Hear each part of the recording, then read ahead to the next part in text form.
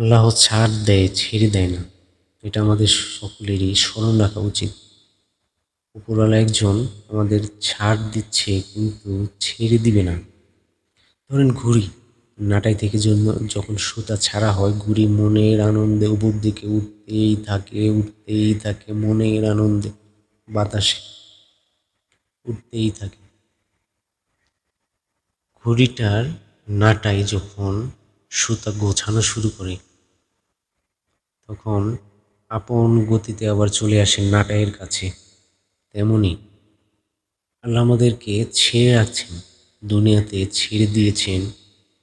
যখন আবার টান দিবে, যখন আবার টান দিবে তখন আর হুঁশ থাকবে না, তখন হুঁশ থাকবে না, বেহুশ বেহুশ হয়ে যাবে প্রত্যেকটা মানুষ। এই জন্য আল্লাহ ছাড় দেয় কিন্তু ছেড়ে দেয় না। এটা আমরা ভাবি না কখনো, এটা আমরা ভাবি না কখনো, ভাবতে চাইও না। কেন চাই না? কেন চাই না? এটা নিজেকেই যদি প্রশ্ন করা হয় কেন চাই না, সে উত্তর দিতে পারবে না, উত্তর দিতে পারবে না। কারণ তার সুস্থ মস্তিষ্ক, সুস্থ চিন্তা শক্তি, ব্যক্তিত্ব বোধ, শালীনতা কোনো কিছু তার মধ্যে বিরাজমান নাই। ব্যক্তিত্ব, শালীনতা, নৈতিকতা কোনো কিছু তার মধ্যে বিরাজমান নাই। সে সব কিছু বিলীন করে দিয়েছে, সে সব কিছু বিলীন করে দিয়েছে। তার মধ্যে কোনো নৈতিকতা নাই, নৈতিকতা হারিয়ে ফেলেছে। হারিয়ে ফেলার একটা কারণ আছে। কারণটা হচ্ছে, ঘুড়িটা যখন উপর দিকে যায়, ঘুড়ি তখন মনে করে যে আমার উপরে বিশাল জায়গা, অনেক জায়গা, জায়গার অভাব নাই।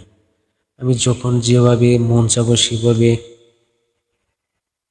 আঁকাবাঁকা হয়ে উঠতে পারবো, সারাক্ষণ সারাক্ষণ উঠতে পারবো আঁকাবাঁকা হয়ে। আমাকে কেউ বাধা দিতে পারবে না, একটু বাধা দিতে পারবে না। যতক্ষণ মন চায়, যেভাবে মন চায় আমি আঁকাবাঁকা হয়ে উঠতে পারবো।